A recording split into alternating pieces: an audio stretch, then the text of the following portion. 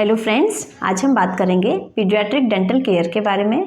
बच्चों के दांतों का ख्याल कैसे रखा जाना चाहिए। दांत 6 महीने 7 महीने की एज से निकलना स्टार्ट हो जाते हैं, जो 2.5 से 3 साल की एज तक आते रहते हैं। 6 महीने में भी आ सकते हैं, 10 महीने में भी आ सकते हैं और 2.5, 3, 3.5 साल तक भी अगर दूध के दांत मुंह में निकलते हैं तो वो पूरी तरह नॉर्मल है। बच्चों को डेंटिस्ट के पास रूटीन चेकअप के लिए कभी भी लेके जा सकते हैं। वो कितने भी बड़े हों, उनको डेंटल चेकअप के लिए आप लेके जा सकते हैं। इसके अलावा अगर बच्चों को दांत में कोई प्रॉब्लम है, लाइक डीके है, कैविटी है, पेन, स्वेलिंग, सेंसिटिविटी, या अगर उनके दांत टूट रहे हैं, इंट्रा ओरल या एक्स्ट्रा ओरल स्वेलिंग है, मुंह के बाहर फूला हुआ दिख रहा है, या बच्चों के दांत उग रहे हैं और उस समय उनको अगर तकलीफ है, तो आप बच्चों को डेंटिस्ट के पास लेके जा सकते हैं। किस समय लेके जाना चाहिए बच्चों को डेंटिस्ट के पास? बच्चों के लिए हमेशा मॉर्निंग टाइम ही प्रेफरेबल रहता है और वो फिजिकली मेंटली बिल्कुल हिट फिट हों, उनको कोई तकलीफ़ ना हो, लाइक फीवर वगैरह हो तो भी कोशिश करनी चाहिए कि डेंटल ट्रीटमेंट अवॉइड करें। अगर डेंटल ट्रबल की वजह से फीवर आ रहा हो तो आप ले जा सकते हैं उनको फीवर वाली कंडीशन में भी। और कोशिश करिए कि जो भी गार्जियन बच्चे की हेल्थ को लेके पॉजिटिव रहे वो ही उसके साथ जाए। डेंटल ट्रीटमेंट के लिए कई पेरेंट्स बहुत नेगेटिव होते हैं या बहुत फियरफुल या एंग्शियस होते हैं। ऐसे गार्जियंस उसके साथ ना जाएं, या अगर जाएं तो उसके साथ अपना नेगेटिव डेंटल एक्सपीरियंसेस ना शेयर करें। बच्चे को एनकरेज करने वाले गार्जियंस हों वो ही बच्चे के साथ जाएं, या फैमिली में ऐसा कोई भी हो जो बच्चे की कंडीशन को पॉजिटिवली एनकरेज कर पाए है, उसे ही डेंटिस्ट के साथ बच्चे का ट्रीटमेंट करवाने जाना चाहिए। बच्चे को दांत से पस डिस्चार्ज हो रहा हो, मवाद निकल रहा हो, बच्चे को माउथ ब्रीदिंग की ट्रबल हो, थंब सकिंग की ट्रबल हो, या lip biting, nail biting habit हो, टंग थ्रस्टिंग हो, ब्रक्सिज्म हो। ब्रक्सिज्म मीन्स दांतों को पीसना, रात में सोते समय दांतों को किटकिटाना या दांत को पीसने को ब्रक्सिज्म कहते हैं। नेल बाइटिंग की हैबिट अगर बच्चे को है, लाइक बच्चा नाखून चबाता है, लिप बाइटिंग है, बच्चा लिप्स को चबाता है, थंब सकिंग है, बच्चा थंब को लेके सक करता है, या माउथ ब्रीदिंग अगर हैबिट है, बच्चा मुंह खोल के सोता है या मुंह से सांस लेने की उसको आदत है। इन सब कंडीशंस में भी आप डेंटिस्ट के पास बच्चे को लेके जा सकते हैं। बच्चों के डेंटल ट्रीटमेंट के लिए बहुत पेशेंटली होकर आपको भी ट्रीटमेंट के लिए जाना पड़ेगा। कोशिश करें कि फर्स्ट डेंटल विजिट में कोई भी डेंटल ट्रीटमेंट ना होने पाए। वैसे तो डेंटिस्ट भी यूजुअली फर्स्ट डेंटल विजिट में सिर्फ बच्चों का डेंटल क्लिनिक और डेंटल स्टाफ से फेमिलियराइजेशन कराया जाता है, लेकिन थोड़ा सा आप भी कॉन्शियसली उसको चेक करें कि बच्चा अगर फियरफुल हो या अगर नॉर्मली पॉजिटिव बच्चा बिहेवियर रखे तो भी फर्स्ट डेंटल विजिट में कोई ट्रीटमेंट ना कराया जाए। फर्स्ट डेंटल विजिट में डेंटिस्ट से बच्चा मिले, स्टाफ मेंबर्स से मिले, क्लिनिक में घूम ले, वहाँ थोड़ा पॉजिटिव एटमॉस्फेयर चेक कर ले, और इन सब चीज़ों के बाद सेकंड या थर्ड विजिट में ही बच्चे का डेंटल ट्रीटमेंट कराना चाहिए। वो फिर कुछ भी हो सकता है, बच्चों के दांतों में फ्लोराइड एप्लीकेशन, बच्चों की फिलिंग, बच्चों का एक्सरे, या और रूटीन डेंटल या डाइट रिलेटेड काउंसलिंग। बच्चों के डेंटल अपॉइंटमेंट से पहले आप टेलीफोनिकली या थ्रू द ईमेल भी आप डेंटिस्ट से कम्युनिकेट कर सकते हैं।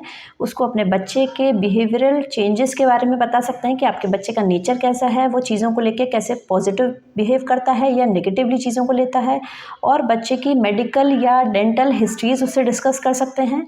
और ये सारी चीज़ें आप क्लिनिक में जाने के बाद भी डिस्कस कर सकते हैं, लेकिन कोशिश करिए बच्चे का कोई भी नेगेटिव एस्पेक्ट उसके सामने ना डिस्कस करें।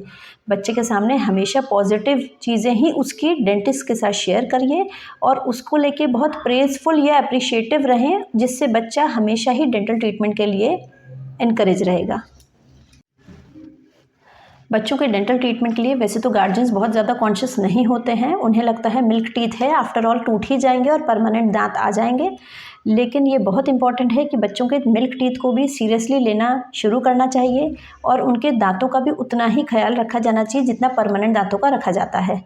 मिल्क टीथ में अगर कोई प्रॉब्लम होगी तो बच्चे का मॉरल भी डाउन होगा, बच्चे को तकलीफ़ तो होगी ही होगी, और मिल्क टीथ में कोई भी प्रॉब्लम होने से परमानेंट दांतों के आने में भी प्रॉब्लम होती है। देर से आते हैं, प्रॉब्लम से आते हैं, और कभी कभी आते भी नहीं हैं। इसलिए मिल्क टीथ का भी बहुत ख्याल रखा जाना चाहिए। यूजुअली पेरेंट्स बच्चों के साथ ही जाते हैं डेंटल ट्रीटमेंट के लिए। बहुत छोटे बच्चे होते हैं तो वो मदर से थोड़ा ज़्यादा अटैच्ड होते हैं, तो कोशिश कीजिए जब भी डेंटल ट्रीटमेंट के लिए जाएँ तो बच्चों की मदर को ज़रूर लेके जाएँ।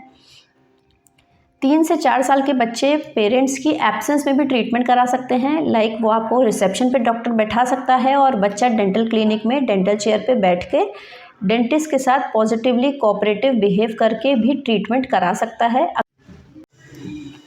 डेंटिस्ट के पास जब भी आप जाते हैं तो वो डेंटल ट्रीटमेंट के साथ ही बच्चों की काउंसलिंग भी कर देते हैं, like diet counselling and hygiene counselling. Diet counselling में बच्चों को बताया जाता है किस तरह की चीज़ें उनको खानी चाहिए, न्यूट्रिशियस फूड ही ज़्यादा यूज़ करें, अनहेल्दी या जंक फूड का कम से कम प्रयोग करें, या अगर नहीं खाते हैं तो बहुत ही अच्छा है।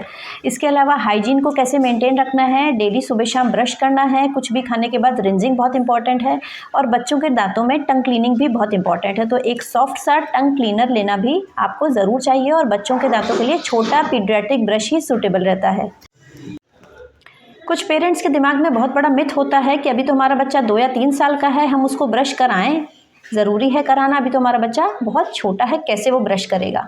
तो ये बहुत इंपॉर्टेंट चीज़ है कि बच्चों के जब पहला दांत निकल जाता है तब से ही दांतों की क्लीनिंग इंपॉर्टेंट हो जाती है।